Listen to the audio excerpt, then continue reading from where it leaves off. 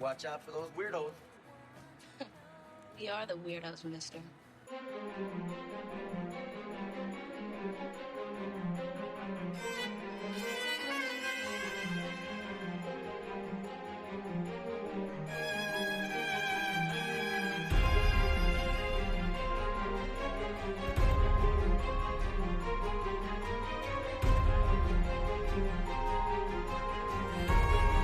Welcome back to the Final Ghouls of Horror. I'm Jeremy. I'm Holly. And I'm Elle. We're three people who love horror and are coming at it from different perspectives of who we are, as well as very different levels of experience with the genre, which we're always excited to talk about. And this week we're either going to the light or running from it, depending on how we're being lied to, with 1982's Poltergeist. The house looks just like the one next to it. And the one next to that. And the one next to that. A young couple live in it. Give Ken a kiss. You are so obnoxious. With their 3 children. Poor Ken, had to chew each bite 10 times. And something more.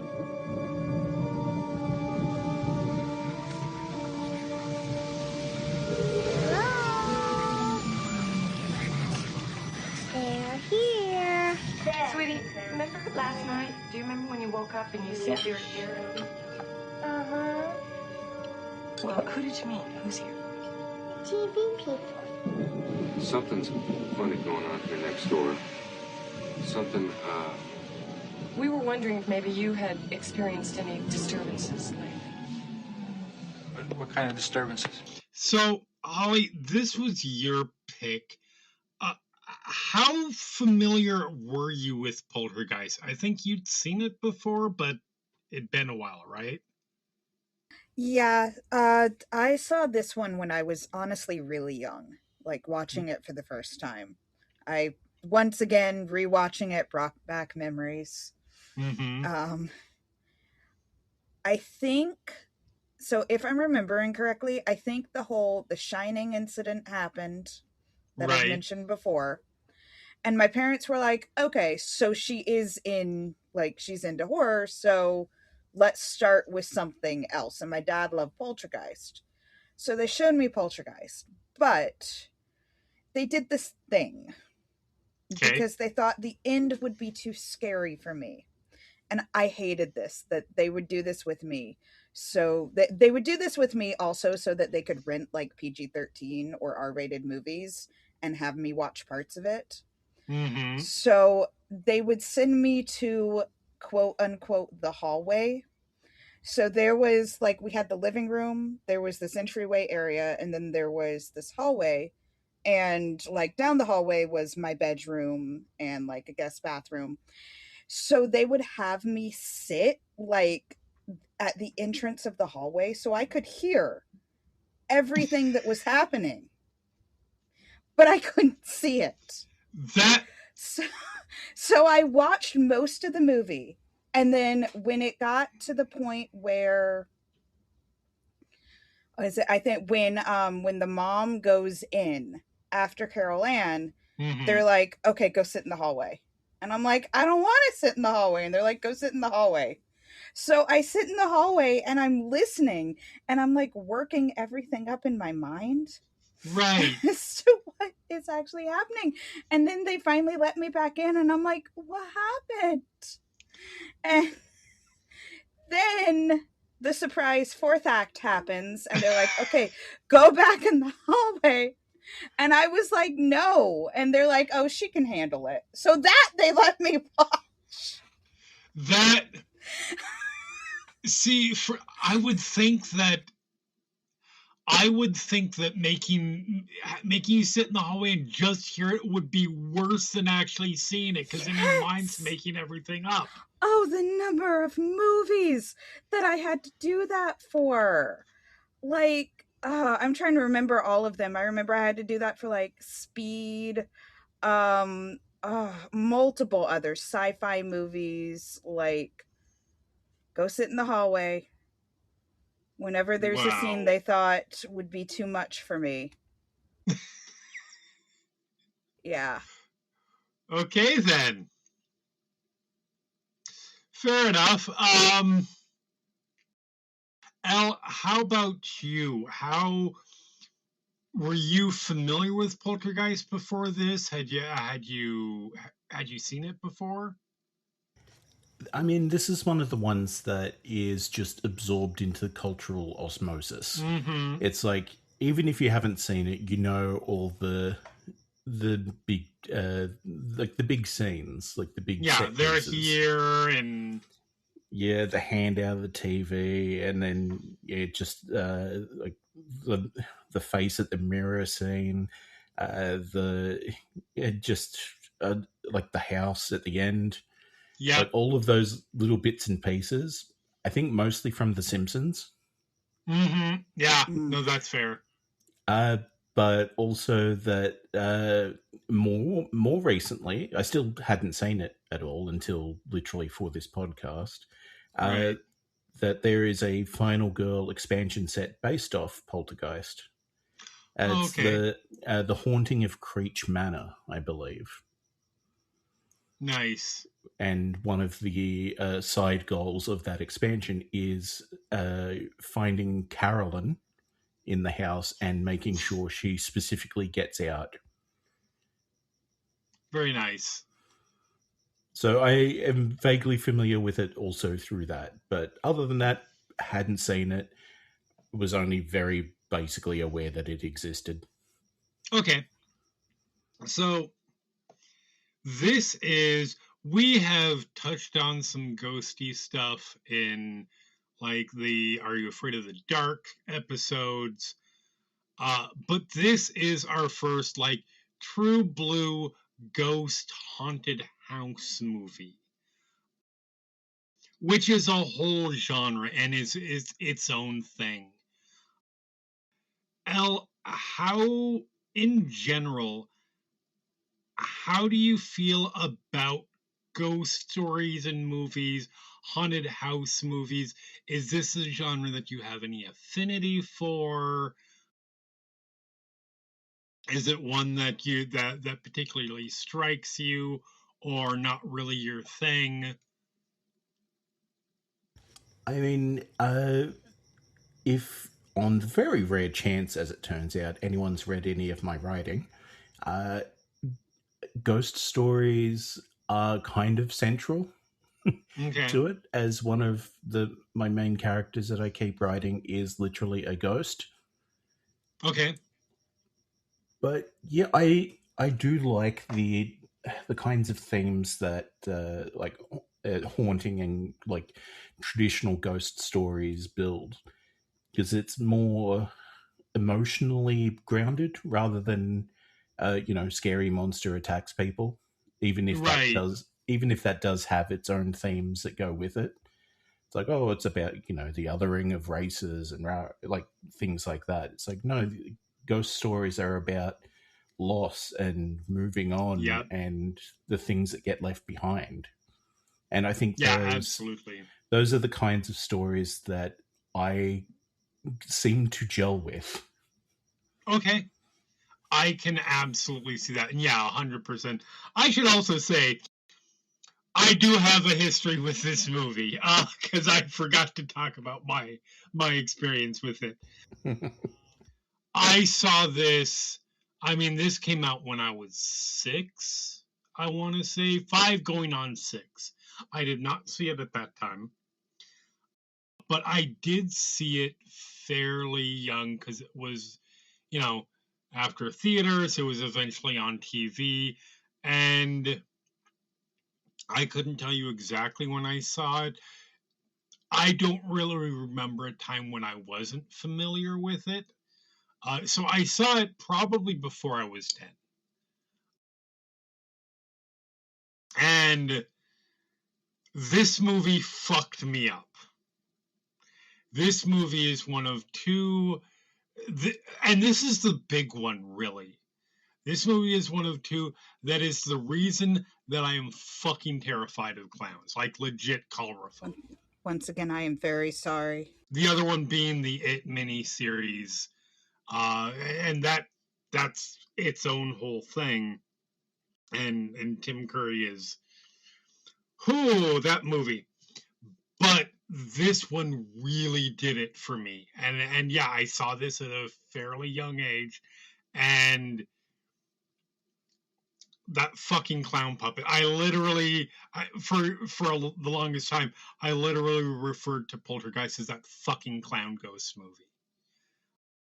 Which doesn't make sense because the clown is not the ghost. I mean, it's possessed by the poltergeist, but that's just how I called it.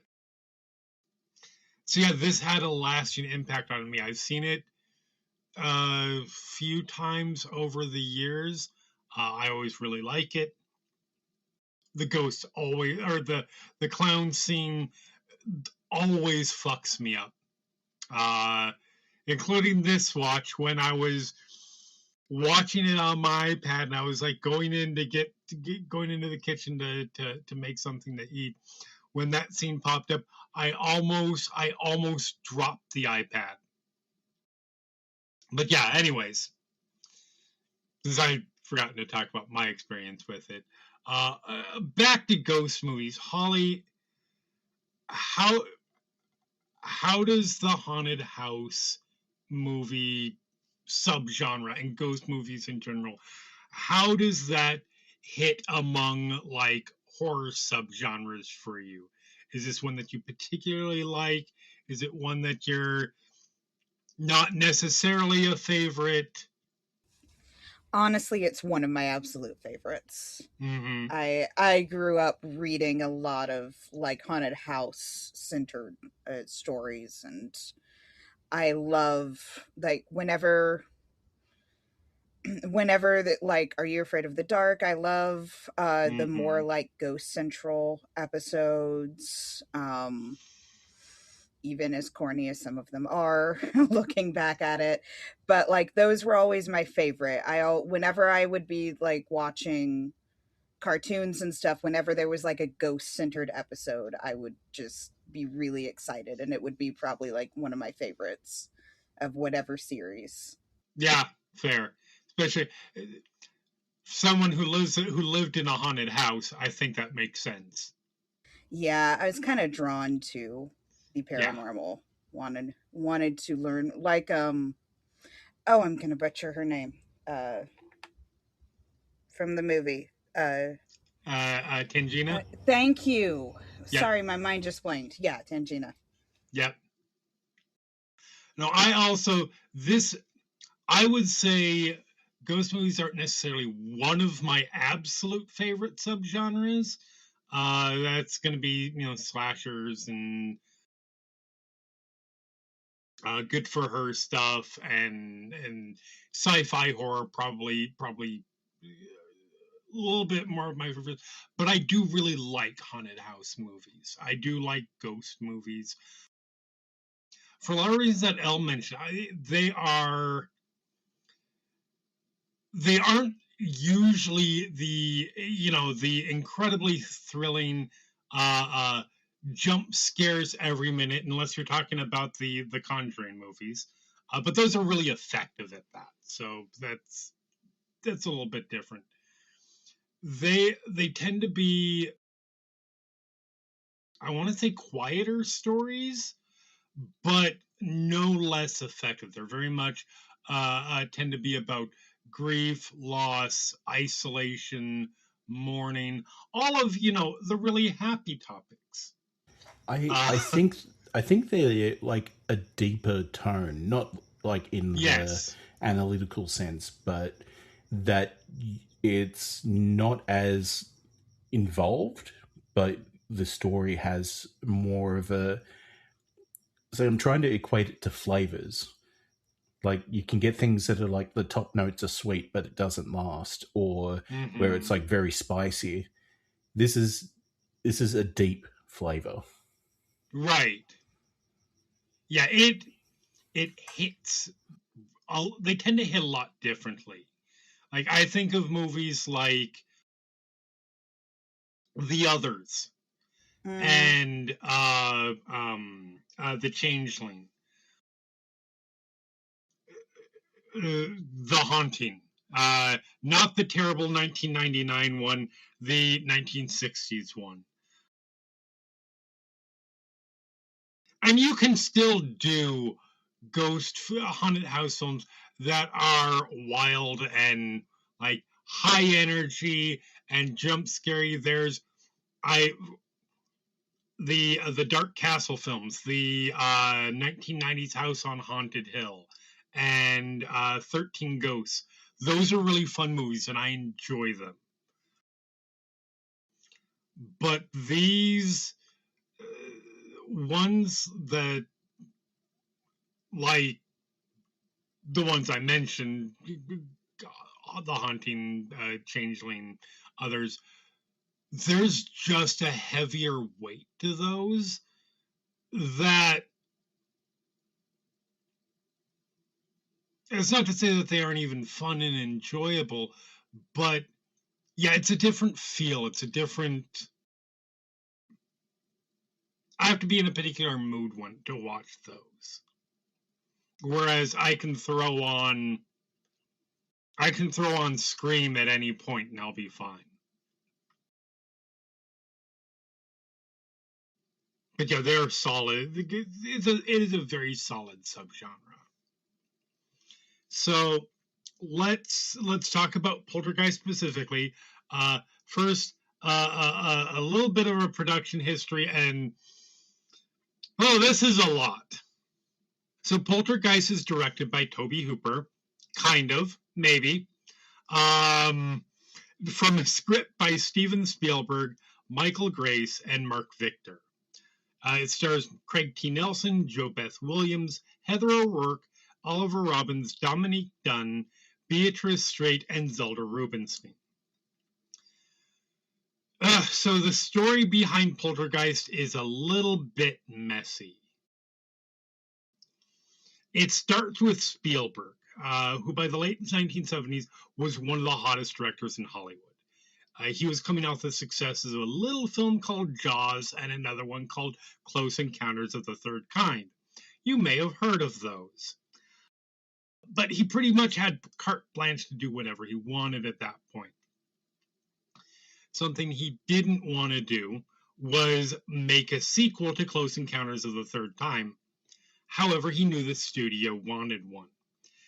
And he didn't want anyone else to direct a sequel because of his Jaws experience. He directed the first one. Universal wanted a sequel. He said no. And so they made Jaws 2 anyways, and he was not fond of that movie.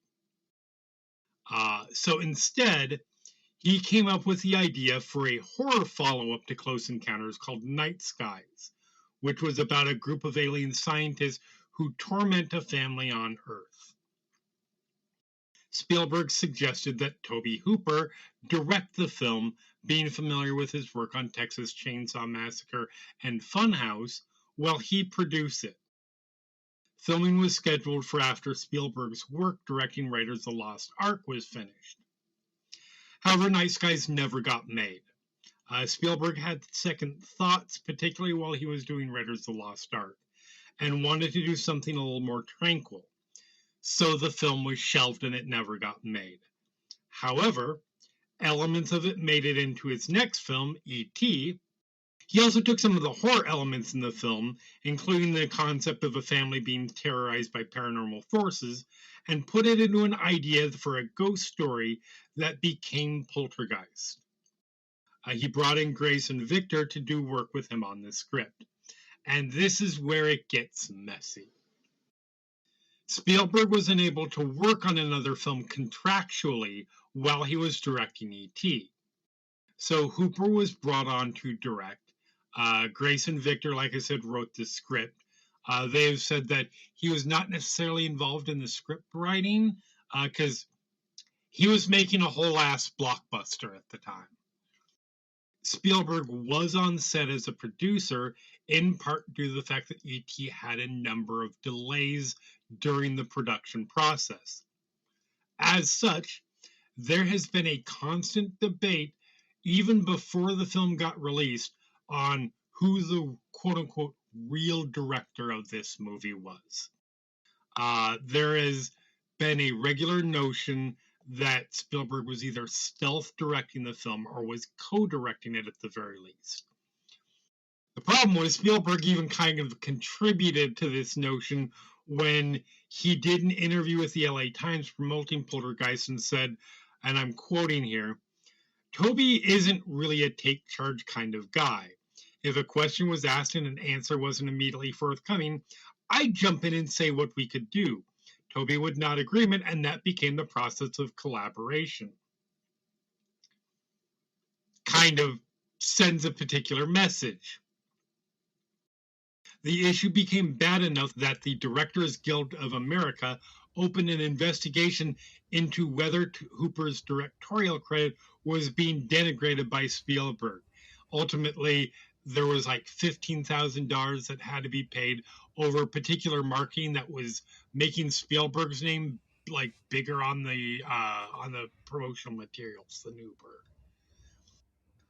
Spielberg ended up publishing an open letter to Hooper the week of the film's release and apologized for muddying the situation, labeling himself as a writer and producer and Hooper as the director. Still, in the years since, just about everybody has weighed in.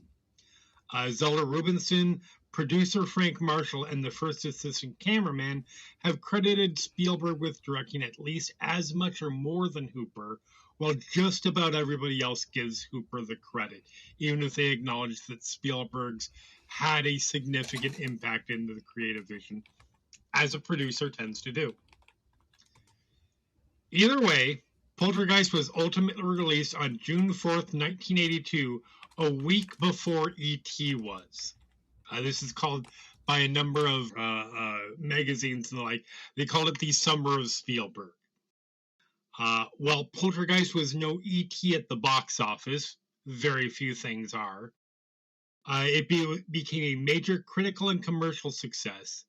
It currently has an 88% positive score on Rotten Tomatoes and got an A Cinema score, which made it the last horror film to get an A before Sinners did it in 2025.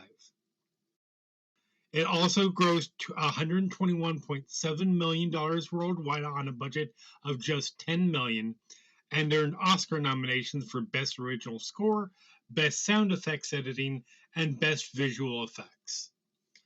It spawned two sequels, Poltergeist 2 The Other Side in 1986 and Poltergeist 3 in 1988. A very blah remake was released in 2015. It's not bad particularly, it's just it's there. So a few fun facts. The first one isn't really fun, and I think it's absolute fucking nonsense. But I would be remiss if I didn't mention that Poltergeist has been called a cursed film because of the deaths of Dominique Dunne and Heather O'Rourke after its release. Dunn was tragically a victim of domestic violence as her unstable boyfriend murdered her in November of 1982. And O'Rourke did die of a gastrointestinal thing. 6 years later after making Poltergeist 2 and 3.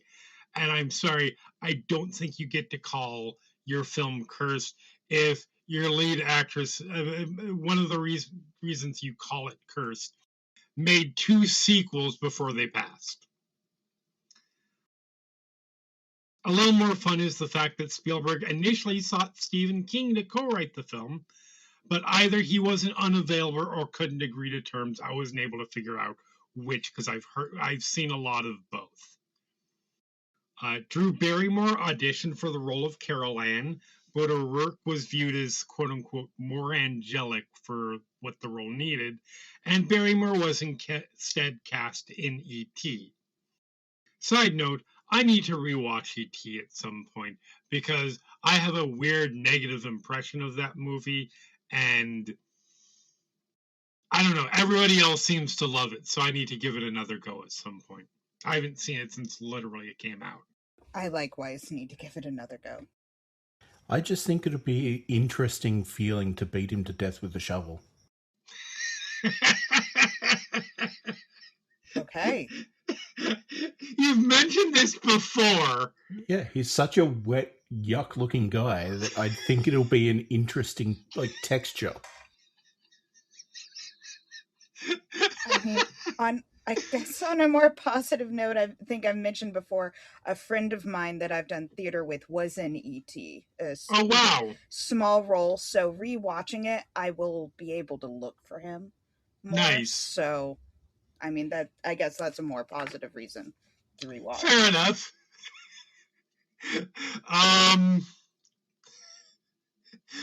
So, moving on from that. The scene in which the chairs are suddenly stacked on the table was done practically in one shot and in one take. It was actually Spielberg's hands in the mirror scene pulling the skin off of the face.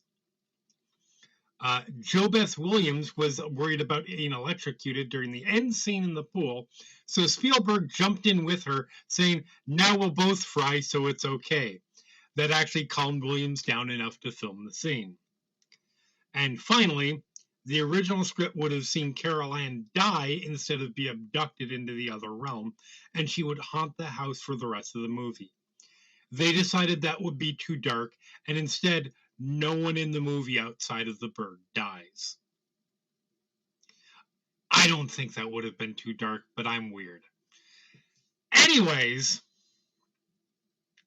before we get into the plot, a couple of content warnings. One, fucking clowns. There are flashing lights aplenty in this movie, so if that's something that affects you, keep that in mind. And there is a lot of children in peril. I couldn't think of much more than that on the content warning. So, dead animal, but it's a bird. Which you should never flush. They're barely an animal. Which you should never flush. And it doesn't die in any kind of explicit way. It's just, he's dead. I just have to state, if your pet bird dies, please don't flush it. Now, I actually have a counter to that. Is that just because American toilets are built wrong? I mean, I don't know, but don't flush a bird. That's going to be a horror show for your kids later on. Or potatoes. Don't flush potatoes. Oh either. my gosh. Yeah, my son flushed a potato last night. And Austin had to literally remove the toilet to get it out. So I can't imagine what flushing a bird would do. To be fair, Tweety was smaller than a potato. Yeah, but we had flakes of potato floating up. Can you imagine feathers and pieces of a dead bird floating up?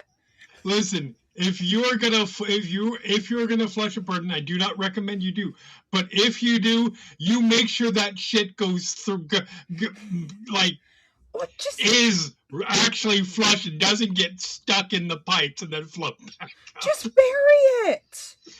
Or bury it. Yeah, that's also an option. You don't even have to make the hole that deep. The neighbor's cat can have a tree. It's fine. But you always dial before you dig. Yes. You don't want to hit an electrical cable. Yes. Because then you're going to be burying two things. Well, you won't. Somebody else will. All right. Yeah, I couldn't think of anything else that is particularly a content warning about this. There's a little bit of gore, but not too bad. This is really gateway in terms of it is, it's not a kids movie, but I do think it is a very family friendly horror film. And can absolutely be something that you can show to a kid to get them try to hook them into horror. I say that like it's not a lot like we're drug dealers, but Anyway, Holly, tell us about what happens in this movie. All right. Steve and Diane Freeling live in the planned community of Costa Verde, California. Steve is a successful real estate agent, and Diane looks after their 3 children, 16-year-old Dana, 8-year-old Robbie, and 5-year-old Carol Ann. One night, Carol Ann starts to converse with the television set while it displays post-broadcast static. As she talks to the TV the next night, a ghostly white hand emerges from the screen, followed by a violent earthquake. As the family is shaken awake by the quake, Carol Ann eerily says, "They're here." The following day is filled with bizarre events. A glass of milk spontaneously breaks, silverware bends, furniture moves on its own. These phenomena initially seem benign, but soon grow sinister. During a severe thunderstorm, the backyard tree seemingly comes alive.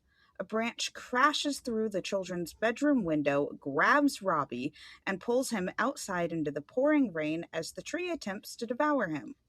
While the family rushes outside to help Robbie, Carol Ann is pulled into a portal inside the closet. After saving Robbie from the tree, which is sucked into a tornado, the family frantically search for Carol Ann and hear her voice calling out from the television.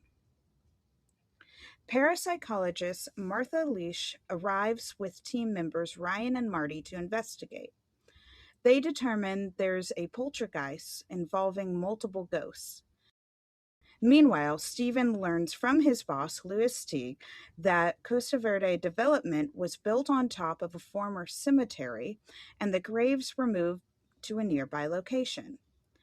Dana and Robbie are sent away for safety, while Dr. Leash calls in Tangina, a spiritual medium. After touring the house, Tangina explains that their daughter is now in a different plane of existence, occupied by spirits who have not found rest. In their dreamlike state, they are drawn away from the path to the afterlife by Carol Ann's life force. She also reveals that a powerful demonic presence she calls the Beast is now holding Carol Ann captive and using her to restrain the other spirits from crossing over. The entrance to the other dimension is in the children's bedroom closet and exits through the living room ceiling.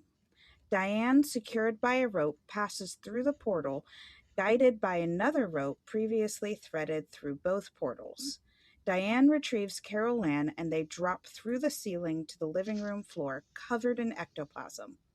As they recover from the ordeal, Tangina proclaims the house is clean. Shortly after, the Freeling family have nearly finished packing to move out of the house. Before the family is to leave, Steve heads to his office while Dana is on a date, leaving Diane at home for some reason with Robbie and Carol Ann. The Beast violently attacks Diane and the children, apparently with the intent of dragging them into its dimension.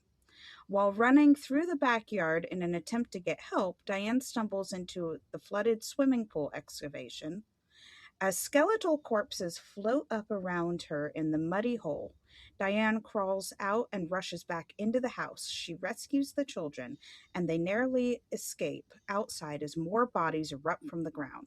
Accompanied by Teague, Steve arrives back home to the mayhem and discovers that only the gravestones were moved. The development was built over the now unmarked graves. The Freelings jump into their car, collect Dana just as she returns home. They flee Costa Verde as the house implodes into a portal, while Teague and stunned neighbors look on. The family checks into a room at Holiday Inn, where Steve promptly removes the TV. Yep.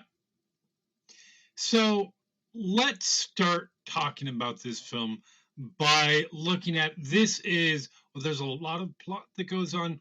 This is really, for me, a character-focused story, which I think is one of its strengths.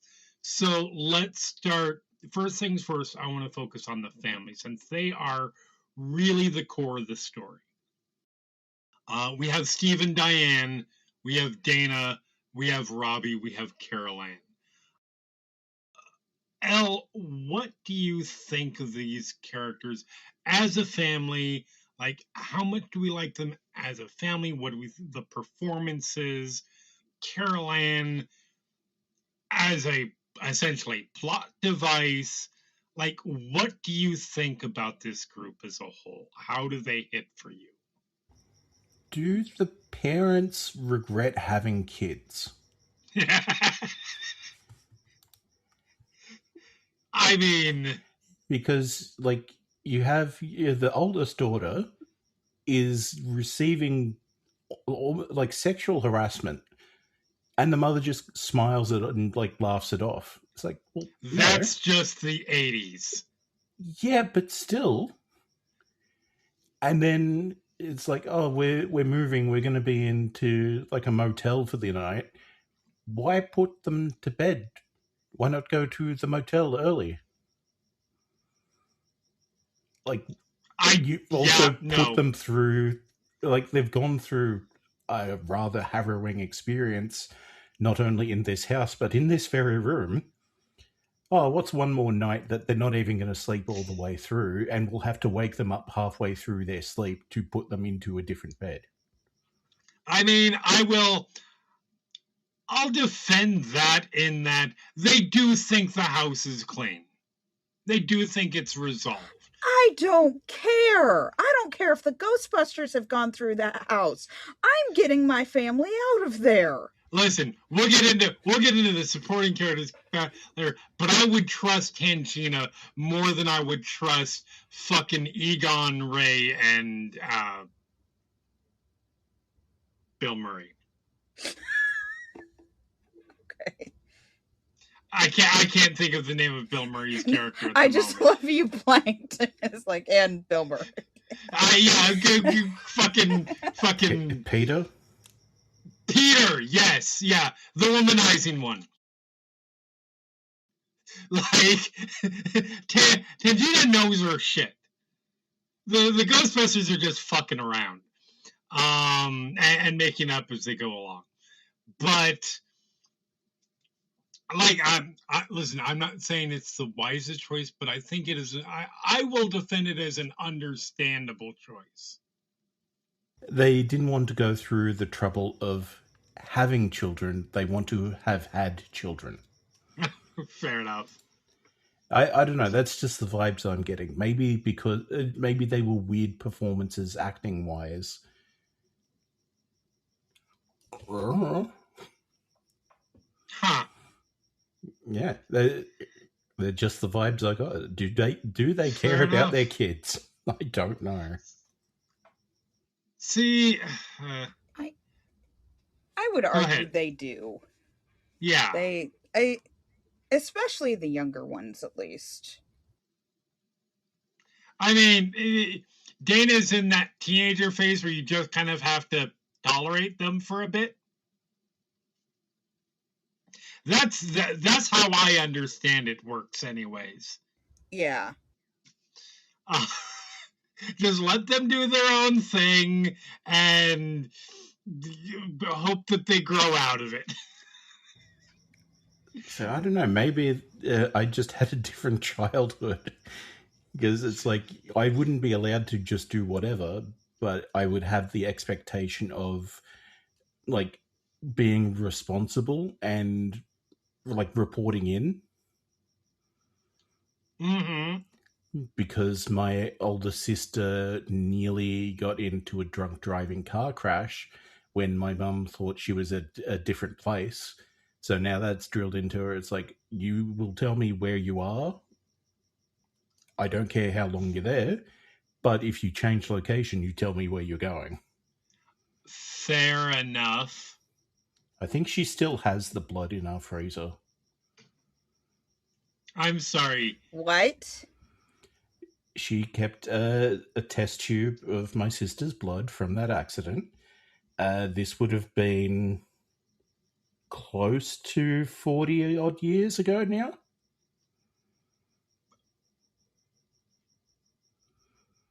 I mean, I guess good news is if cloning ever needs to happen, you've got that set. Yeah. Most parents I have been told by TV just keep baby teeth or umbilical cords. Fair. Yep. Yeah, we found some stuff when we went through all my mom's stuff. She kept really? everything. Yeah. I mean, yeah, all of my baby teeth.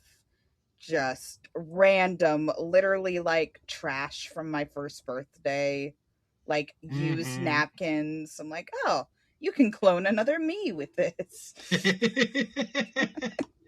Yeah, I'm pretty sure my mom has like baby teeth and probably some hair clippings, so I am good. You've got your backup organs. Correct. I throw away my kids' baby teeth. We don't keep them, so...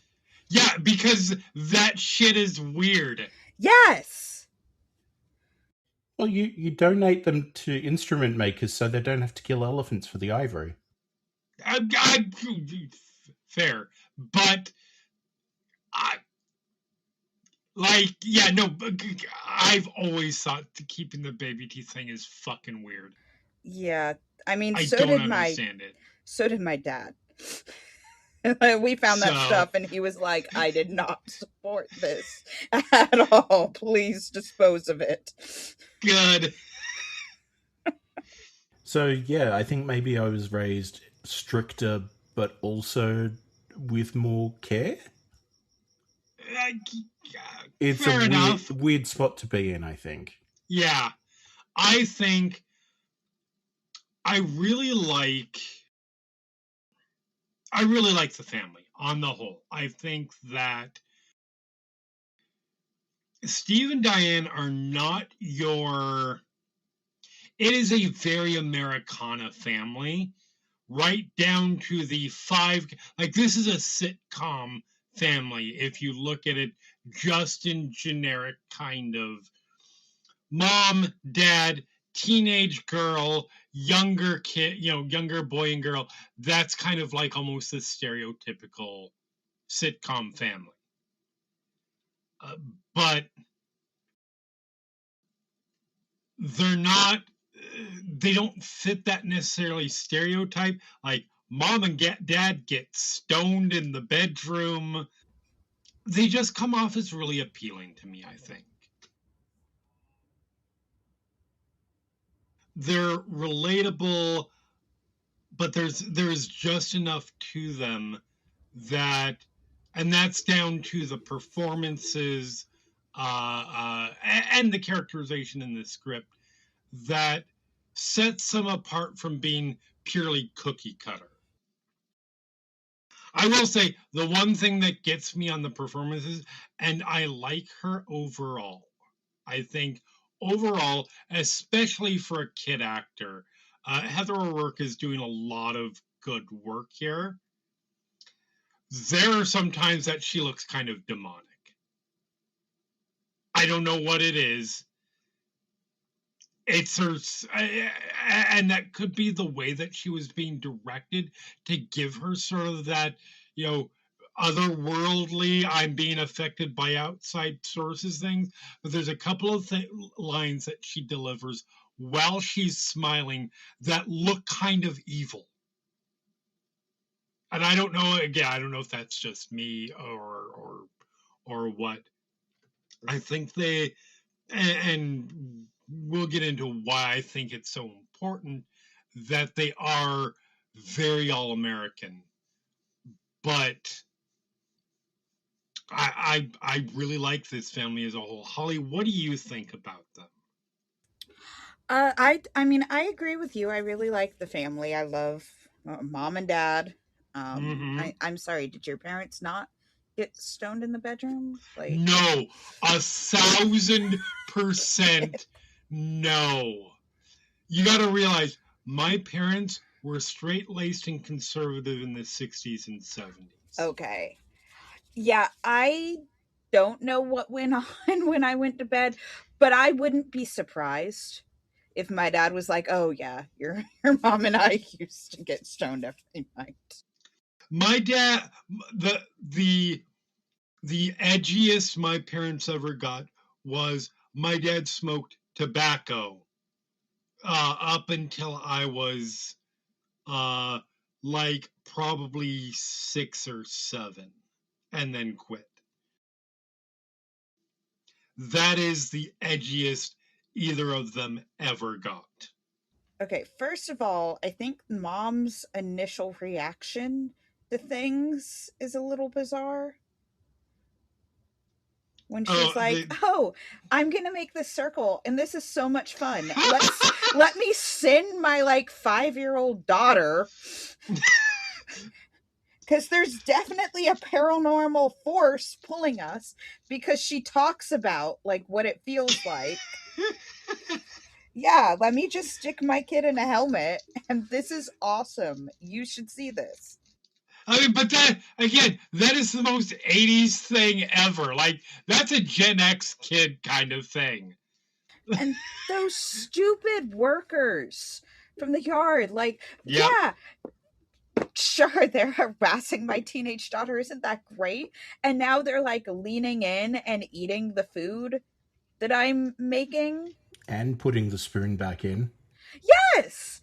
Yeah, no, I'm sorry, you lose a hand. You lose more than that if you harass my teenage daughter, though. Yeah, no, the 80s filmmaking is all I can chalk that up to. I will say the eating the food thing, there's a very specific reason why I brush that off. Because yeah, that's boundaries. Have either of you ever seen The Money Pit? Yes. I have read a book about the Oak Island Money Pit. Is that the same thing? No, The Money Pit it's a comedy with Tom Hanks and Shelley Long from Cheers, and it is about a couple who buy their dream home, which needs to be fixed up in some places, and it becomes a money pit. It becomes, and it's a very slapstick comedy, but there are whole sequences in that with the construction workers that sort of mirror that window scene. I had seen, I think I saw The Money Pit before I saw a Poltergeist, so I was sort of primed for like, oh yeah, no, that's just a thing. It's just playing into the humor, I think, and so it doesn't bother me that much. In real life, no, I would be like, what? I'll be honest, I would be a lot. I would not say anything, and then I would be angry about it because that's me. I'm not confrontational, but. I'm just watching this and picturing my mom, and I'm like, he would have died so fast. She would have been cussing, like, would have been a whole thing. I will say, yeah, the scene with Dana, there's no clear moment except for perhaps the effects that this is a 1982 film than that. Yeah. Like, that kind of scene would so not exist in today version of Poltergeist. In fact, I don't think it exists in the Meh remake. I've never seen. I keep forgetting that they've remade it. It's not. Again, it's not an awful film. It's not offensive to the legacy of this franchise, but it's just unmemorable, and which almost is worse in some ways. It's just kind of I question why the image of Charlie Day with the string board is the internet's representation of insane person, when you have the mother in the kitchen looking at all the diagrams and shapes of how the chair's going to move.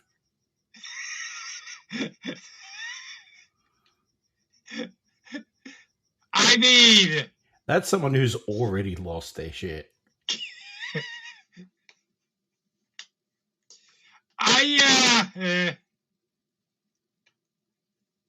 Doesn't bother me so much, but I get it. Circling back to characters is something I wanted to say. No, you're good. So, and I mean, this is me watching it as an adult, because I haven't seen this since I was like a teenager. Mm-hmm. So, Robbie, I think I was probably the most attached to, because he is so much like my oldest child. Like, we do not have a creepy clown doll. I don't know why you would have that in a child's room. And in fact, Griffin does have a fear of it. I would never do that to him. Fair. But like, I know at night, like, he has been battling, like, you know, the fear of the dark and like natural things.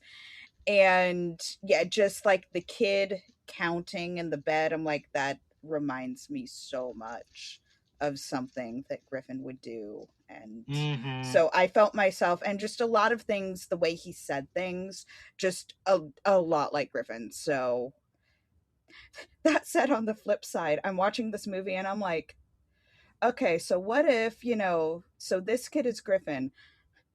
I'm like, Richard would be the one to like communicate with the TV and summon these spirits. If he gets taken, we're never getting him back, though. He's not going to cooperate with us. He's just gone. Yeah. So, I mean, I couldn't stop picturing Richard as Carol Ann, because I'm like, nope, my kid is gone. So that added like a whole other level of fear to me. Right. So I'm like, he would not be as cooperative as this 5-year-old little girl is being.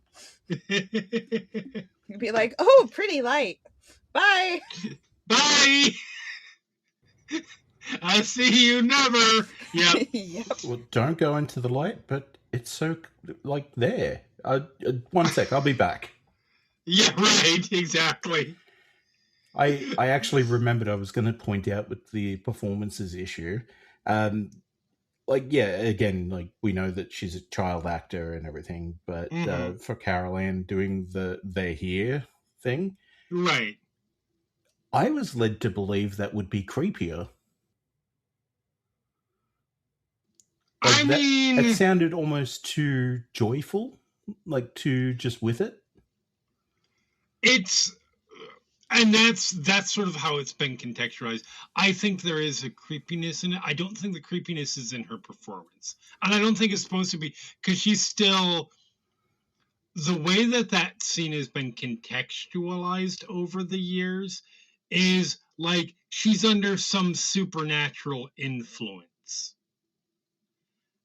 Which she's not. She's just like, oh, there's ghosties, you know, they're TV people. TV people. They're here. Yeah. And it's I do think that is a creepy scene, but not because of her.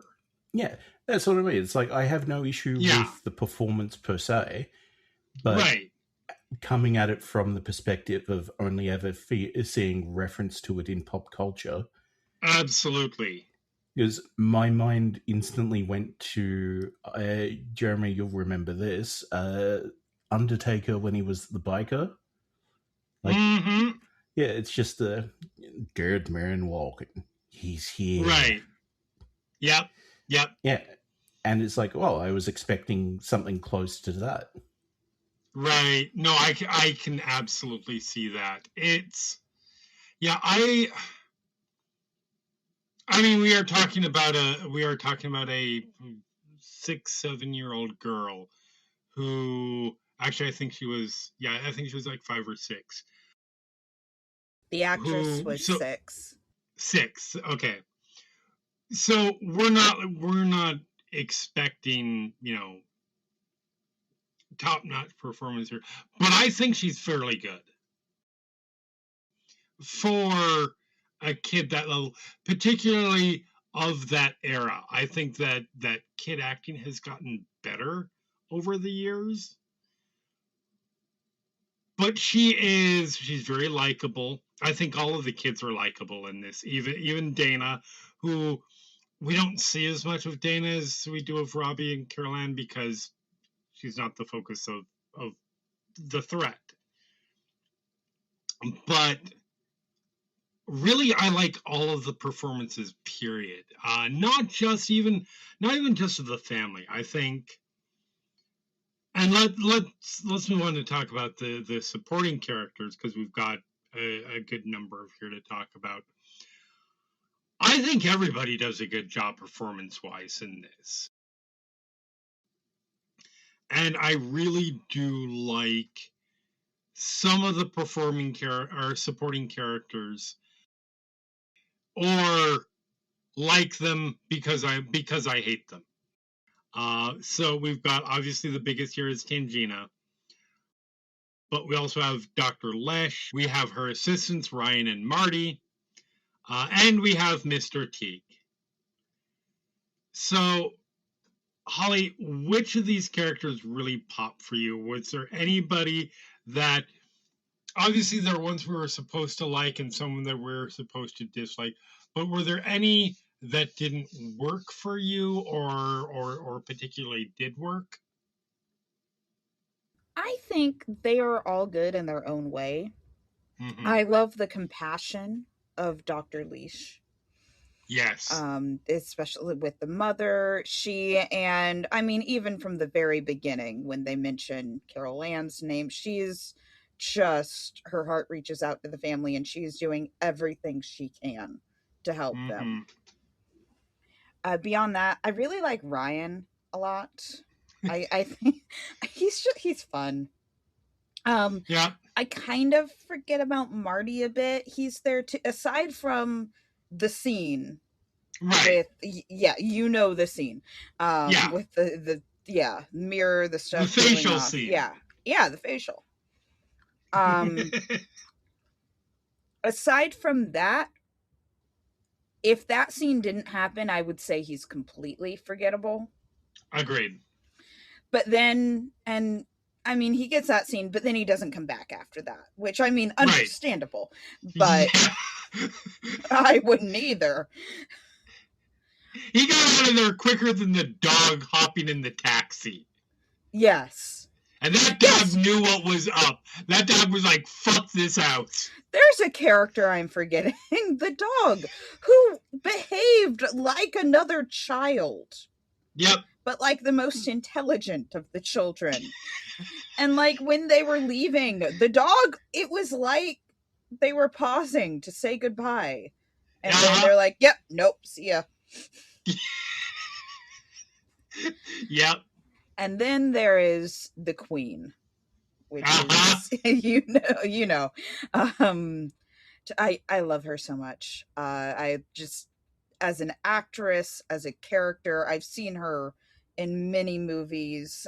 There was this ghost show I used to watch, and she did the narration for it, and she was, I mean, the most perfect person to do the narration for it. She's just added another element to it. She's just absolutely incredible. Yeah, she is. This is one of those roles like Robert Englund with Freddy Krueger or Leonard Nimoy with Spock, where Zelda Rubenstein was able to, and there are ups and downs on this. It's hard to live a role like this down, but you have a career off this one role. Mm-hmm. Like, she was, yeah, she did a number of that kind of stuff afterwards, because why not? It's, you are getting a payday at any point that somebody is looking for a creepy medium person. It also helps that Zelda Rubenstein has claimed, before the movie even came, before she was cast in this even, has said that she is a little bit psychic, so that helps in the mystique of it all. Yeah, I mean, it is an instantly iconic role. and performance. And what I like about Tangina, yes, it's larger than life. Yes, it is a instantly recognizable, imitatable performance, but it's not just affectation. It's not just, oh, she's coming in and she's the weird psychic. There is, in Rubenstein's performance, so much empathy and compassion there, while still being the weird psychic, ghost knowledgeable lady. Like there are absolute layers to that performance. That frankly, this is one of those examples of, excuse me as I rant about the Academy of Motion Pictures Arts and Science being biased against horror, how this was not nominated for this role was not nominated for an Oscar. I don't know. It's that good of a performance. I mean, what was it up against, if you know? I don't know off the top of my head. Because I know, like, a lot of the times people come up with why didn't this do anything? Like, why didn't this win or this win? And then they actually look at what it was up against, and it's like, okay, yeah, no, that makes sense. Okay. No, and I will always defend, like, so in this case, okay, so the winner was Jessica Lange for Tootsie, which, fair. Mm-hmm. The other nominees were Glenn Close for The World According to Garp, which I've never seen, but it's Glenn Close. Terry Garr for Tootsie. Kim Stanley for Francis, and Leslie Ann Warren for Victor Victoria. Okay, those are mostly a very strong set of nominees. I am not familiar with, like I said, I've not seen World According to Garp, and I've not seen Francis. So I cannot speak to those. Listen, I love Terry Garr, but Tootsie did not need 2 nominations. Zelda Rubenstein could have been slotted in there.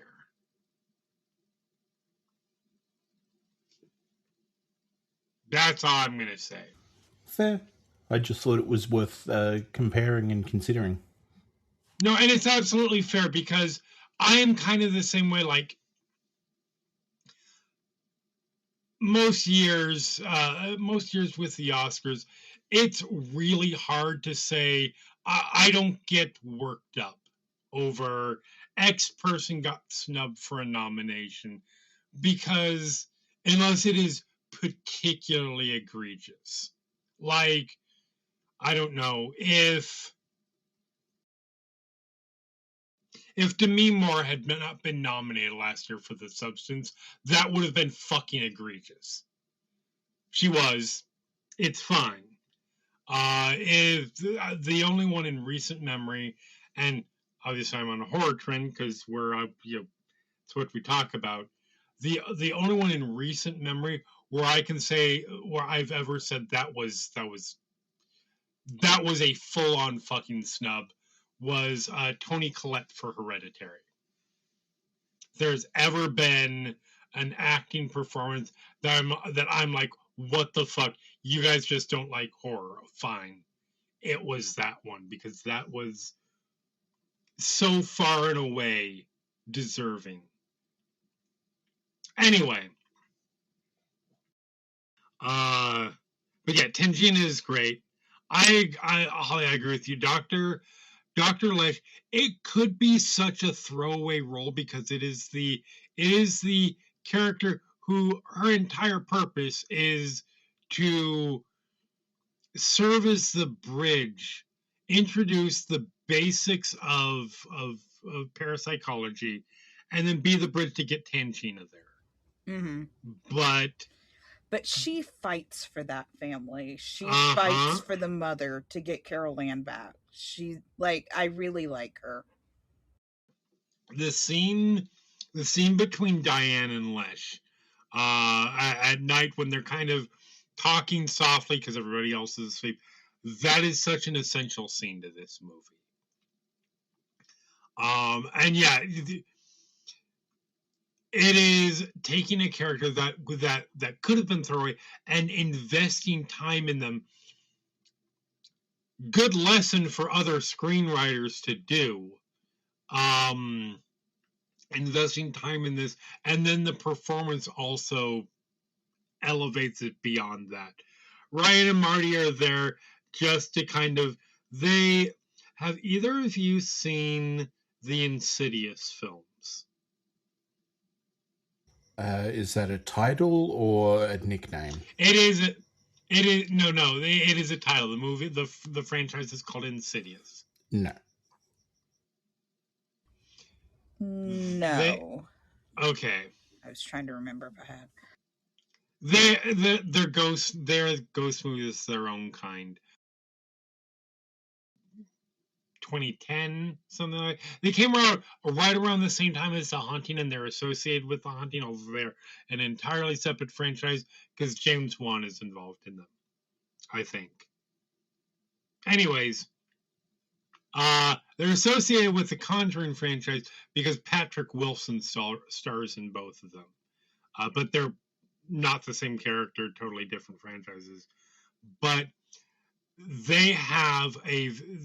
that franchise has a very Dr. Lesh and Marty and Ryan type characters, and much like it's so very clearly following the Poltergeist format, because you have the more significant Dr. Lesh type character who ends up becoming the anchor for the franchise as a whole once it became more than one film.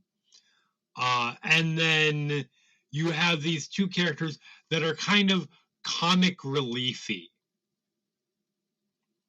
And that's sort of how I view Ryan and Marty. Like, there is the big scene with the mirror, but I find a lot of humor in those two characters, and kind of how, I mean, and really in Dr. Lesh too, it plays a lot of humor in the, oh yeah, we saw that we saw a chair move across the floor. A race car move across the floor. It moved across the room in 7 hours.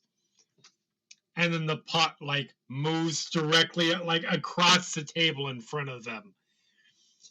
It kind of shows how hilariously in over their head they are, and a lot of that goes into Ryan and Marty. Lesh too, but she sort of distinguishes herself in the later scenes and how much she cares. So I like her. I think they're a little bit more disposable, but they're work for what they are. Mr. Teague is the villain of the piece, but we don't really get that until the end. He's just kind of there. I think he does a fine job, but there's not a whole lot to him. Elle, what do you think of these characters? I could not take Tangina seriously at all. Like, it was almost a bit too over the top for me. And yeah, I think it really took me out of the movie enough that it's like, oh no, no. Really? Yeah. It feels too chintzy. Is that the word I'm thinking of? I mean, it's definitely a stylized performance. But that's just, I don't even know how to put it. That is very much the image of what the psychic kind of character is in cinema. So I think it fits well, but also I think she adds so much life to the scene. I can understand it's a lot, and it is definitely a tonal change. Yeah, I think that was maybe my biggest issue, is that you have this not fully consistent, but within a frequency range of the tonal shift that the movie has been, and then she comes in and spikes the hell out of it. Mm-hmm. And it's like, yeah, no, that it was almost a bit too much for me. Even when it's like towards the end, you see the face of the beast coming out. It's like, yeah, no, that makes more sense. I buy that more in the movie than I buy her in the movie. Huh. I mean, fair enough. Sorry to be the contrary opinion once again. No, that's fine. I'm just watching Jeremy die on the inside. No, it's fine. Like, I'm just surprised of all the things that there would be an issue with, that it would be that. But it is definitely a tonal shift. I think it's an intentional tonal shift, and I think that personally, I think she fits when things, because things are ramping up supernaturally at that point, and it's not just her energy that shifts it. I think we're seeing a lot more of the effects stuff and so on. To me, she slots in well. I guess I can see that. I disagree, but fair enough. I think I would have liked to have seen the more intermediary steps. It's like you get the idea that enough time has passed that they've tried the more folksy home remedy type things of getting rid of ghosts and whatnot. But I would have liked to have seen that first, I guess, to soften that curve of the tone shift. It's like, show us where they're sprinkling salt around and it doesn't work, or putting up cold iron or something, rather than jumping ahead where it feels like, oh yeah, no, this has been happening for about 2-3 weeks. You get used to it. But I think, well, the thing there is, like, the second Carol Ann is taken, they're not going to try small methods. They need to go to specialists. Well, we are in a point where that kind of stuff isn't common knowledge, and there's no internet to search that kind of stuff. So the family just has no idea what to do. No, I mean, I would have thought that stuff would have been slightly more prevalent, because you actually have the spoken word traditions being more alive back in the day. So you would have these stories being told. No, definitely not. No. And also, I think, and we'll get into this a little bit more when we get into the themes, this is such a American suburban family. Like, any of that kind of stuff, that's hippie. Like, that's Satan talk. It's unchristian. Yeah. Yeah, fair. Basically. No, because I guess that's where my brain went to, is like the filler between. Yeah. It's definitely an escalation, but I can see what you're saying, but like, what do you cut? Because I think if you add too much more, the movie becomes too long and the pacing gets screwed. Yeah, so this is where I'm coming up against. It's like, I am not versed well in cinema and the practices thereof. But because this is what it's close to 2 hours. It is, hour and 54 minutes. So I mean, maybe cut back on some of the, they think it's fine and then it starts again. I don't know. Yeah. Fair enough. Like, I can see that. I think for me it works, but or fair enough. Even if they don't try it, the family, it's like, yeah, get the ghost experts to try things. But anyway, and yeah, Teague is there. Yeah, is the put a bit more weight on him, and is the image of the American capitalist pig that everyone, like in the communist circles, puts on propaganda and things. It's like, yep, no, that's Mr. Business right there. Apparently, the Marty, or can't remember the actor's name, so he did a. I almost included this in the fun facts. He was the spokesperson for a particular product, like, the voice of it. Apparently, sales went down because of Poltergeist. Because people hated his character so much. Aww. James Karen, that's his name. He was just playing a part. He's just playing a part. Like this poor product had no idea what they were getting into. No, he was supposed to be a slimy capitalist fucker, and he did it well. But yeah. So I want to get into, and I don't know how much of a discussion this will be, but I want to talk about the directing kerfuffle, because this is obviously, it's a huge amount of the production history, because it's such a thing. We've covered a Steven Spielberg film in Jaws. We've covered a Tobe Hooper film in Texas Chainsaw Massacre. And obviously, you may have seen other films by them since. Holly, I know you watched a lot of Spielberg. Oh, yeah.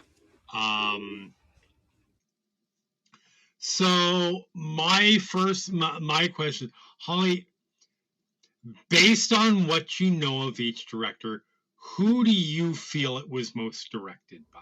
Oh, it was Spielberg. Okay.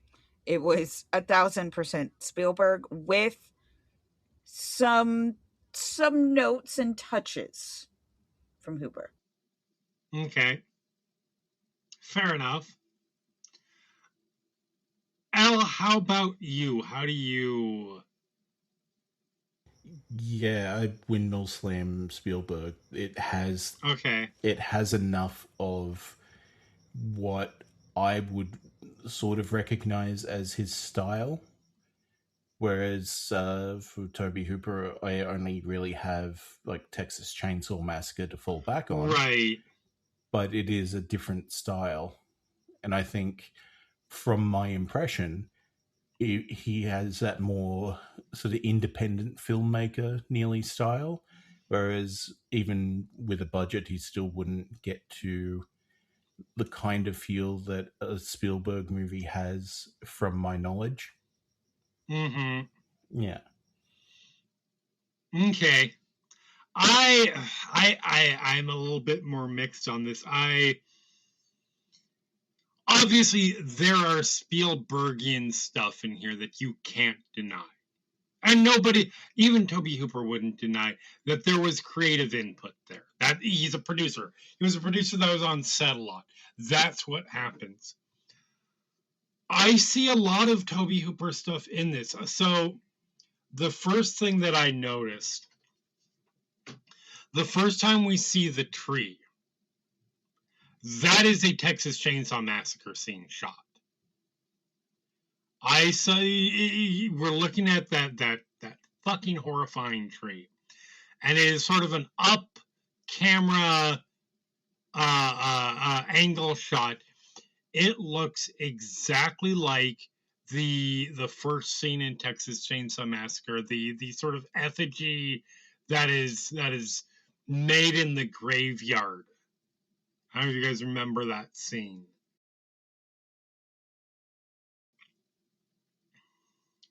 I think there is the mirror scene looks very Hooper.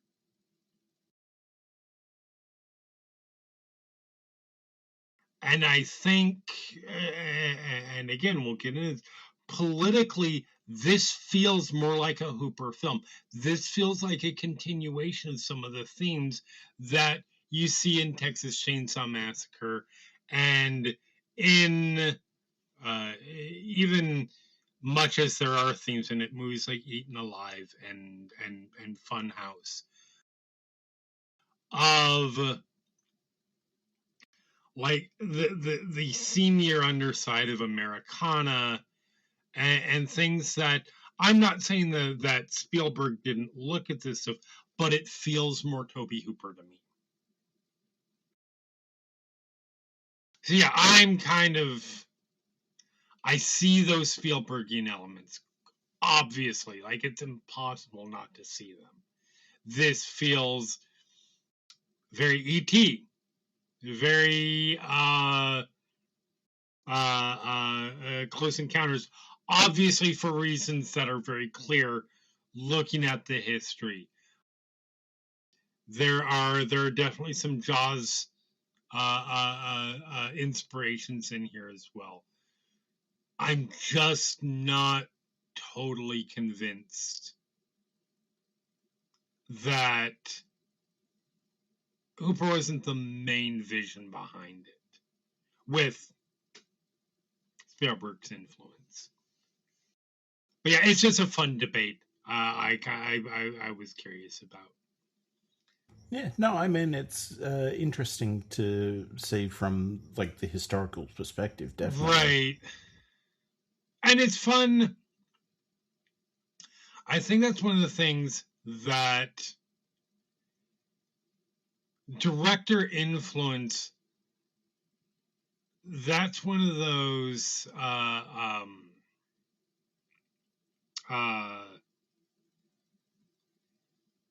cinematic studies kinds of things, like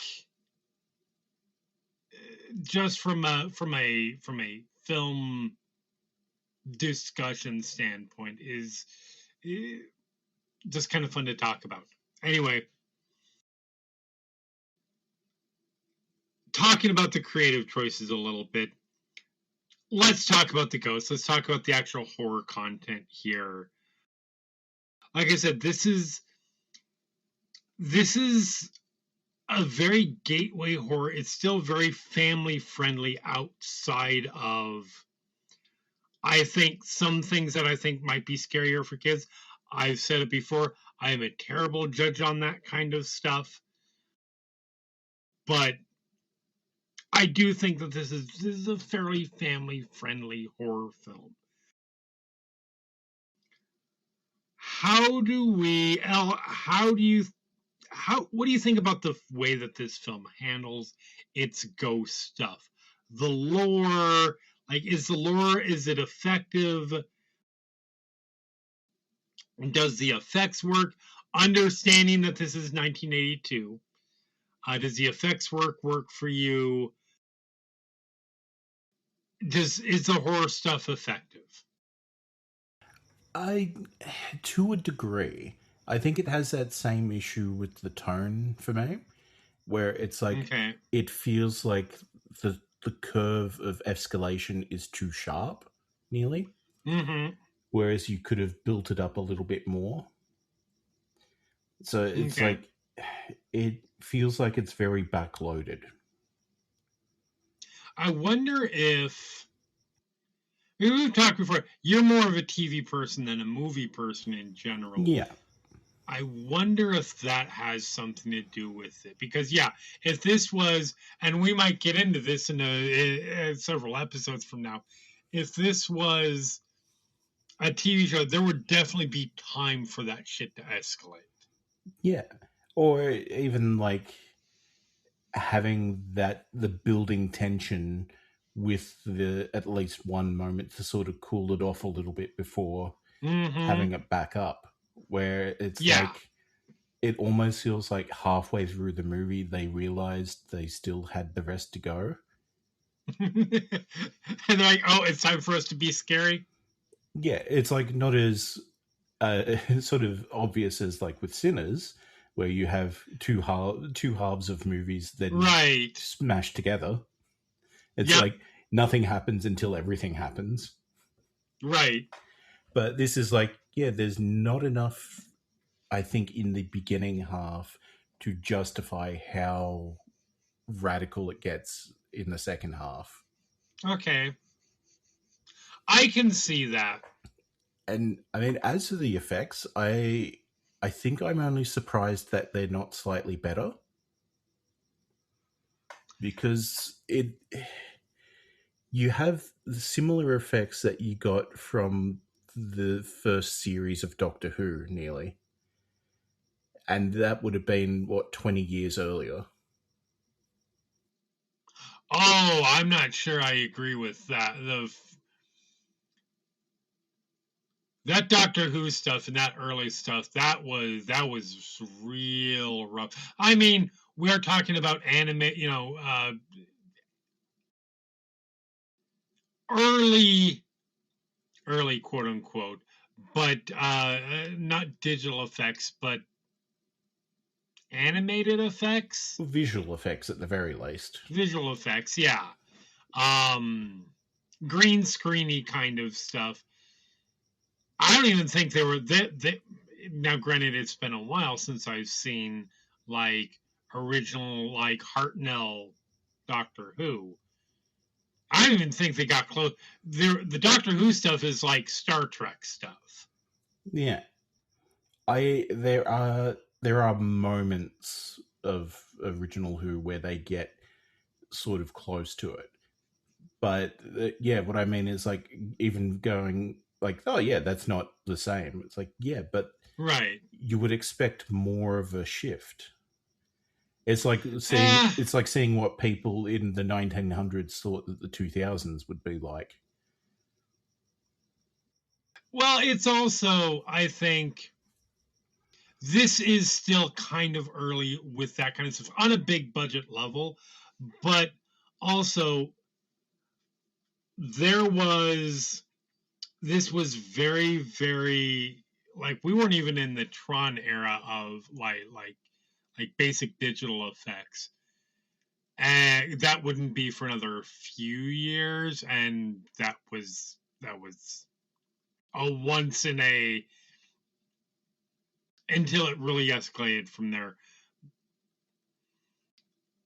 So, what I'm trying to say here. Like, I still liked the effects that they did, but it was just like my brain was ticking over. It's like they should have been that little bit better. Like, yeah, just I guess my preconceptions of the development of time. Yeah, no, and that's sort of what I'm getting at. It's like for the longest time, visual effects were kind of at a certain level, and it's not until like the I want to say mid late 90s that it really escalates. So we were on a much like smoother, less steep level of improvement. Jeez, I think a lot of my problems seem to be coming down to the curve of difficulty. Yeah. Which is fair. Which is absolutely fair. Maybe I have issues with curves. Something for my therapist to talk about. Yep, for sure. Holly, how do you feel about the effects work here? Well, not just the effects work, the ghost stuff, the lore, just the horror stuff in general. Overall, I think it was done pretty well. There's a few scenes where I'm like, you can tell that this was made in the early 80s. The 100%. The one that comes to mind is when they open the door to the children's room and everything is floating. Yeah, like that's. But others. That is an example of, like, yeah, early era green screen kind of effects that just weren't. Yeah. Yeah.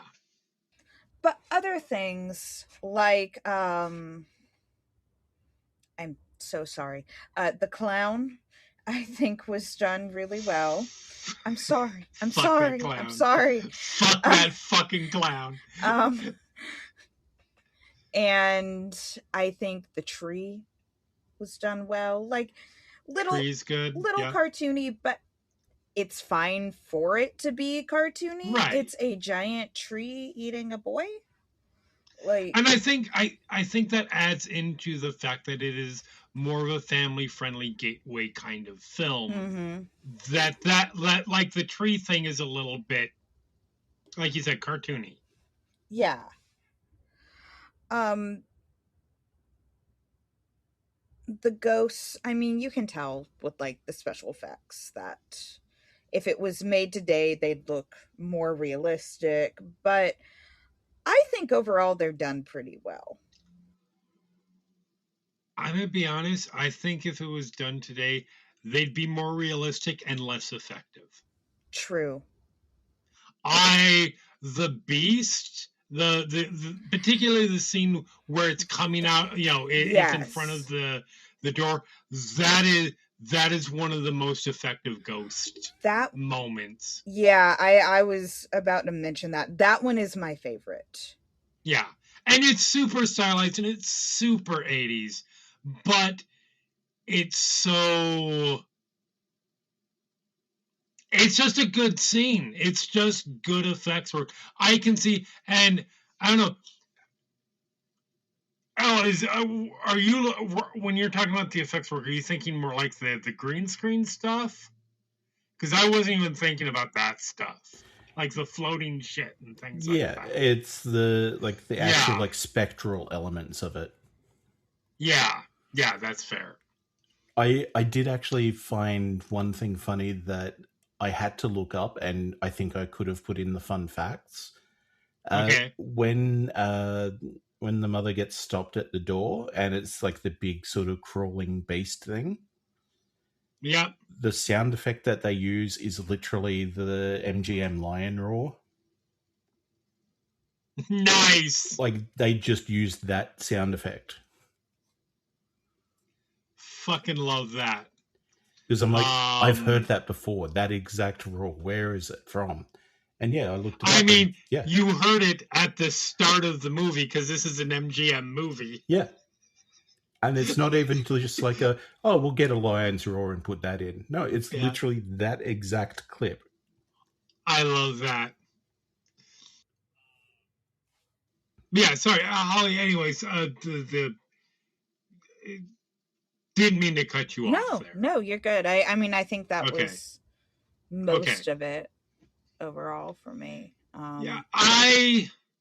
Sorry. I think it's good for the most. I do think there are a couple of scenes. Obviously, the clown, like, fuck that fucking clown.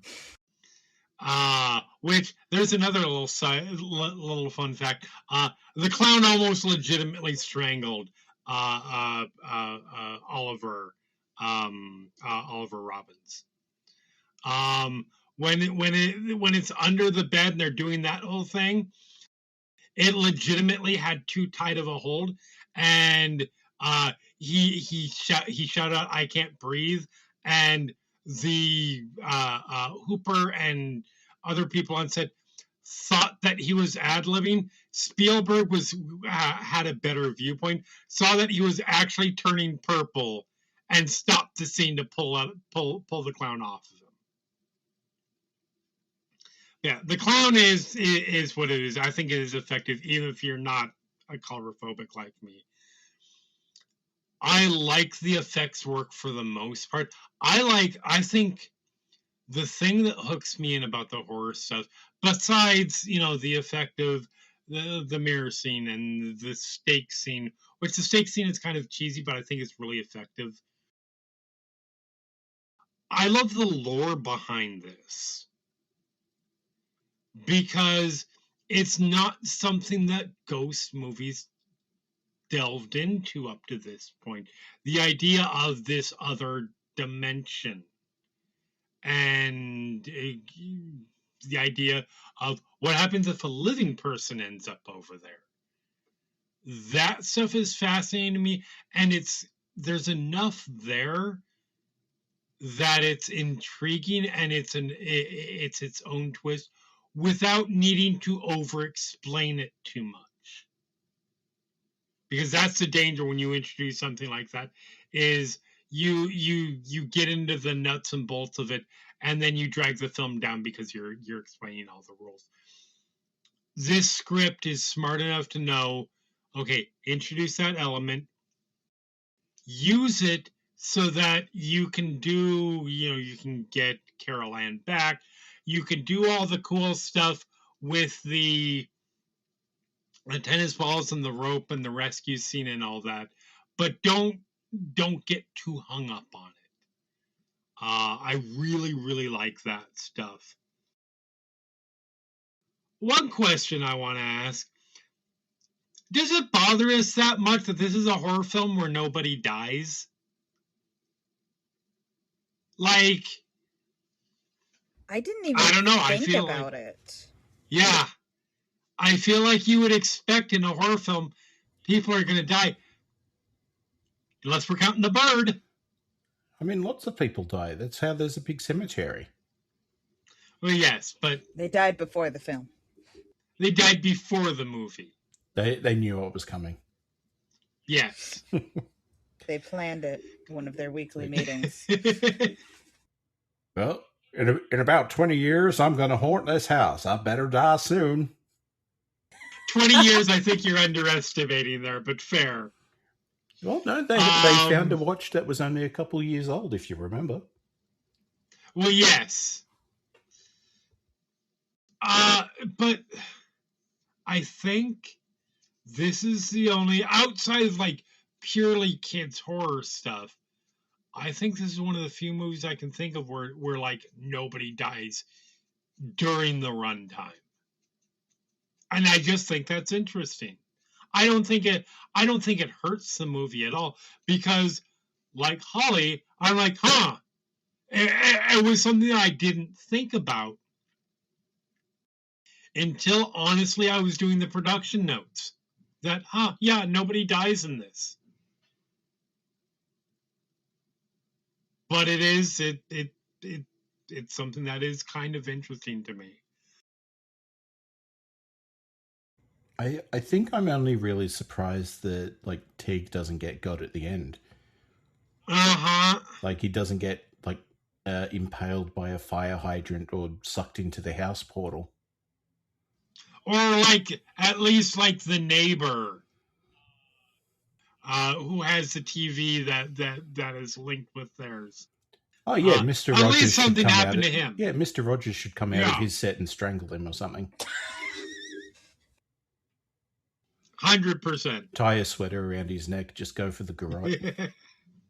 Beat him to death with shoes that he just took off. But importantly, narrating what he's doing the entire time because one blind child wrote to him. Oh, which is my neighbor. That's a true story I found out. Is like he never used to. And then one girl wrote in and she's like, I'm blind, so I worry about your fish. Are you looking after them?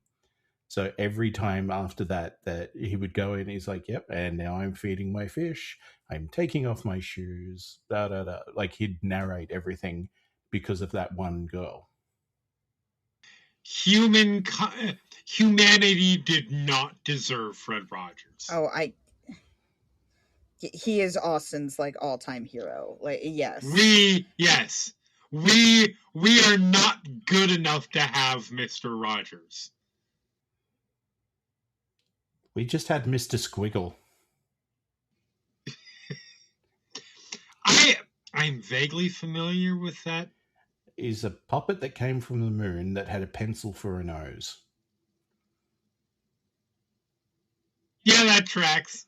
And yeah, would just draw on everything. But also tell kids, look, you can't draw on everything. I can get away with it because I'm from the moon. Do as I say, not as I do. Nice. Yeah. Well, he had moon magic, so it didn't matter. Right. Yeah. Yeah. Whereas if, as a kid, you drew on your parents' walls and things, you don't have moon magic, so you can't just get rid of it, and then you'll be in trouble. Yep. You also shouldn't write with your nose because that'll hurt. That will definitely hurt. So let's talk about the themes. On the surface, this is a fun, family-centered ghost film, but just like with pretty much all Spielberg and/or Hooper films, there's a lot more going on under the surface, like is the case with most great films. I think this film has some pretty big notions about the seamier side of 1980s Americana, corporate greed, being willing to literally build houses on top of the dead in order to bulldoze for progress. Al, how well, first of all, this is a very 80s, very Americana kind of theme stuff. So I don't know if this stuff would even register. Did you recognize those? And if so, how well did it hit? How did they resonate? Again, mostly coming from that sense of the pop culture, almost hyper parody of things. Mm-hmm. And I mean, they did land. Just, I mean, it didn't really have any real impact. Yeah, it's been. Yeah, we're not in that era anymore. Reaganomics. So that's absolutely fair. Yeah, you fucking. That'll get me on a rant. Yeah, but then, like, there is that actual question that is happening now. It's like, what do you do with dead people? Because there is the question of space being not at a premium, but in desired location. Right. Which then is like, okay, well, is it more ethical to look at cremation or any number of the more eco-friendly options that don't require taking up like a 6x3 hole in the ground? Yeah, I'm my on the off chance I end up going before my parents, they're going to be very disappointed to know that I plan on being cremated. I do not want my body sitting around. I don't care. I've literally said, throw my body out into the woods. Let the animals have something to eat, because after I die, it's just meat. It's not mine anymore. But that's my plan for my father when he goes. Those mushroom suits that get rid of like literally everything about you. Yeah. Yeah. Yeah. Like, they're using them to clean up Chernobyl. Why wouldn't they get rid of me?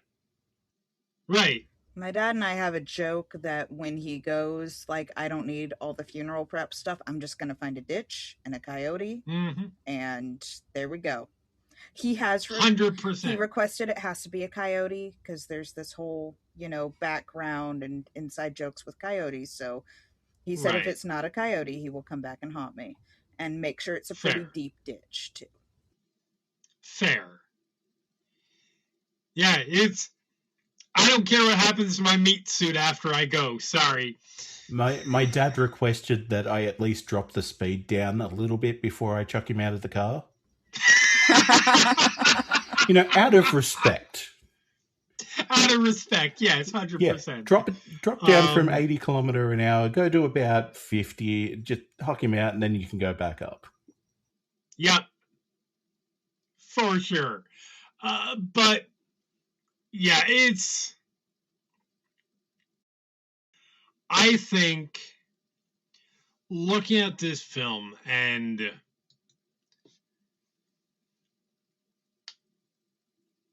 I've recognized this scene before. It really hit me this time. Maybe it's been a long time since I've seen it, so maybe it's just been time passed. But like, I was like right off the bat. We start the movie up, and the first thing we see and hear is the national anthem during those. That's something that I wanted to know, just just to divert. Do you guys remember when stations used to turn off for the night? Yep. There was only one station that didn't. I was super little, but I have a few memories of it. Yeah. Yeah, I feel like that's something of a lost sort of bygone era, because it don't happen anymore. I don't even know how to explain it to my kids. Right? Like, they don't even understand like cable TV, as I have tried to explain to them so many times. Yeah. And that's the explaining the notion of TV, and you have to watch stuff on a schedule, and you can't just open whatever streaming app and watch whatever you want to watch, right? Yeah. And all of it all at once. And all of it all at once.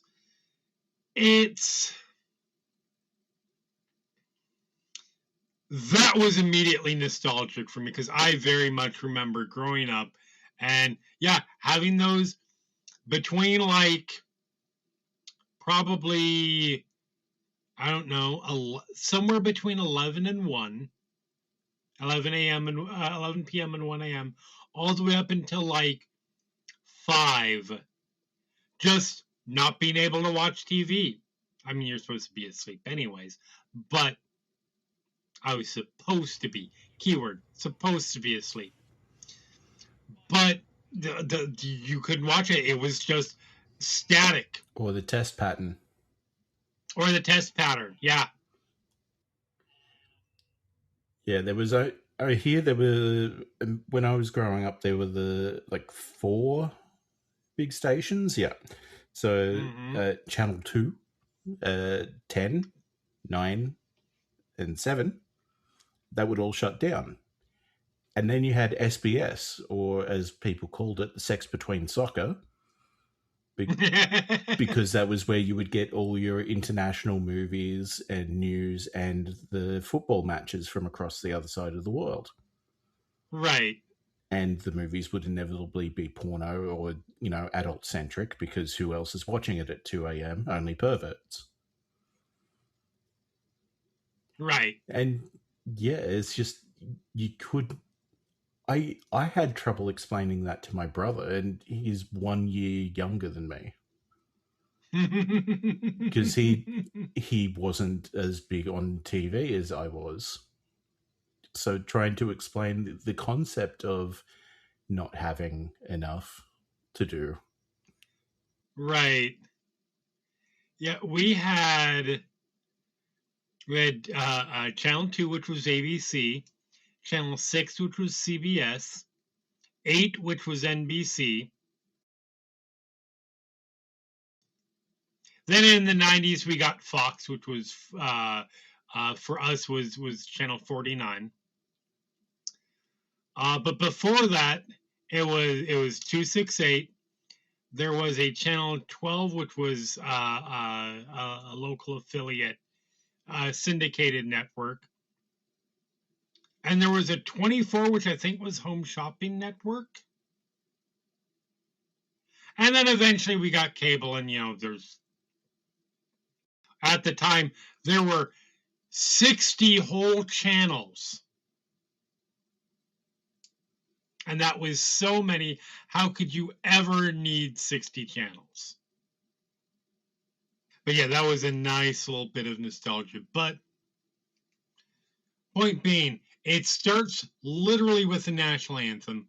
We're introduced to this very all-American, again, almost sitcom, like demographically, family. We have the American, very 80s suburb. We even have like what I can only describe as a undercutting my Tobe Hooper defense, a Spielbergian score to start it off. And then things immediately start going wrong. Bird dies, TV, everything just showing the kind of rot and corruption underneath, all the way up to, you know, the final reveal that they didn't move the graves, they just moved the headstones, as Craig T. Nelson yells in his loudest possible voice. You didn't move the bodies. Yep. I think it's very sharp, very incisive, and well done in that it's one of those things where it's undeniably doing this theme. And it's in almost every frame, right down to, you know, Robbie in the baseball cap reading literally a Captain America comic book, and then turning and looking at the evil, imposing, terrifying tree. Like, it's not incredibly subtle, but it's not overwhelming. Like, it's not coming at the expense of this story. I mean, there's also another little bit of Americana that you might have missed. Okay. When in the kitchen scene before the chairs go up on the table, like Caroline is watching the static, and then the mum comes in and she's like, "Oh, I don't want you watching that. It's not good for you," and turns on shooting and guns and war. That's very American. 100%. It's like, if that was in Australia, they'd put on the cricket or something. Right. Like, oh, mate, don't watch that. It's no good for you. But yeah, Holly, how did the themes play out to you? How did that stuff resonate to you? Do you think it's effective in how it's doing it? Is it too much? Is it not enough? So I live 30 minutes from Lake Lanier. Mm-hmm. Lake Lanier was made by flooding a town. Uh-huh. After they evacuated, did they move the bodies? Right. No, they did not. Don't go swimming in that lake. Oh my gosh, I've done it once. Don't. I had a bad experience. Don't ever do it. Yeah. My cousin used to have a house on the lake. Like, just don't. It's very, very haunted. But yeah, it's something, it's honestly common. I'm sure people would still do it today. Like, cut corners and just not move the bodies. 100%. Probably not bigger corporations, but I can see smaller corporations like cutting corners and being like, yeah, we don't need to worry about I this. could see bigger corporations doing it too. Well, yeah, because they're the less likely to get caught. Yeah. True. But I think it is very effective, but it's not just for that time period. It's for any time. Because Lake Lanier, that was the 50s. Mm-hmm. And yeah, like you hear stories like this all the time. Right, 100%.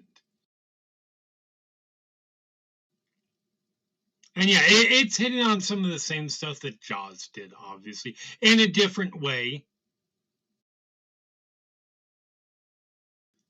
But I think it's also, and this is the Hooper aspect. The capitalism aspect is very Spielberg.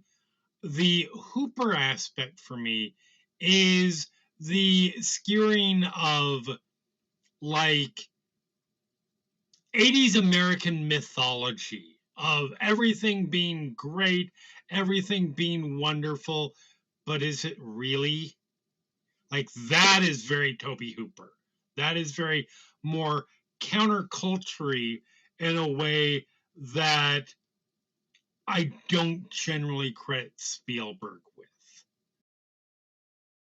But I think the two of them combined really well for both of those themes to sort of hit and be complementary of each other rather than necessarily working against each other.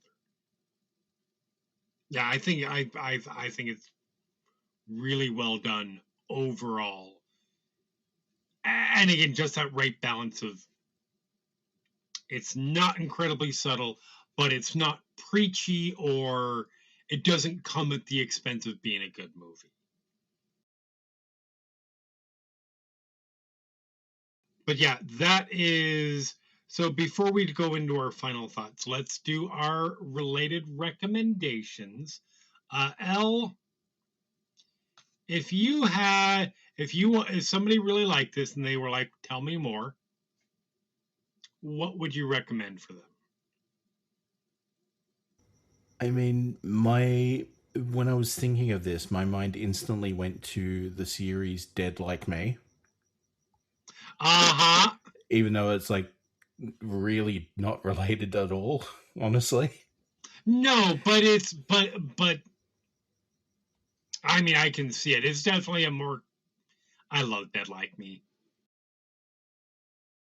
Otherwise, there's a British series that I think got remade in America, Being Human.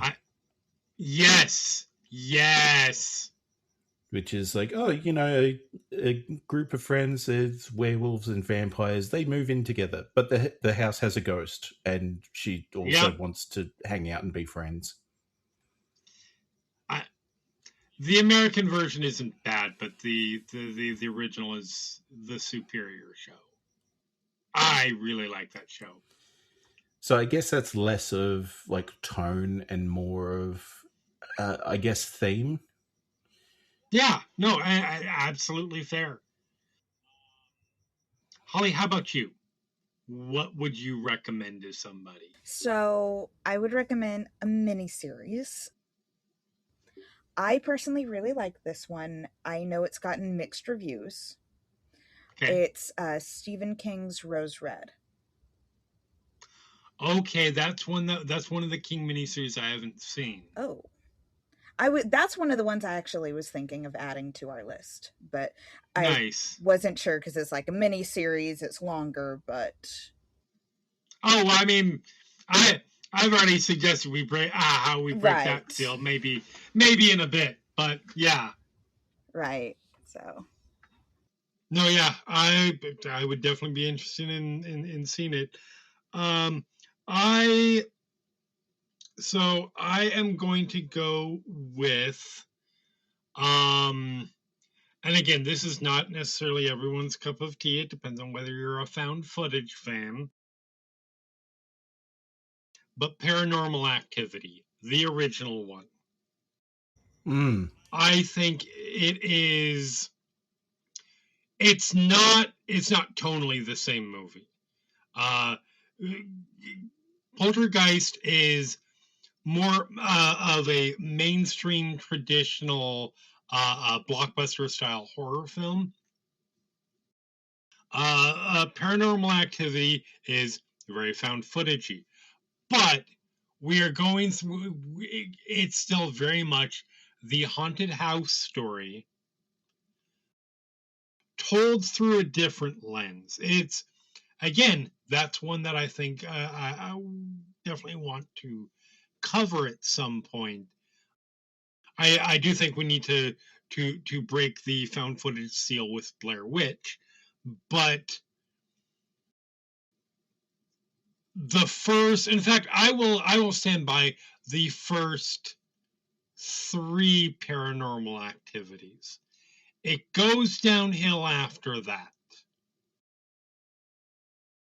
There's still an okay one or two after that, but those first 3, and the first one in particular, if you can get over how infuriating one of the 2 lead characters is, then it is a fantastic movie.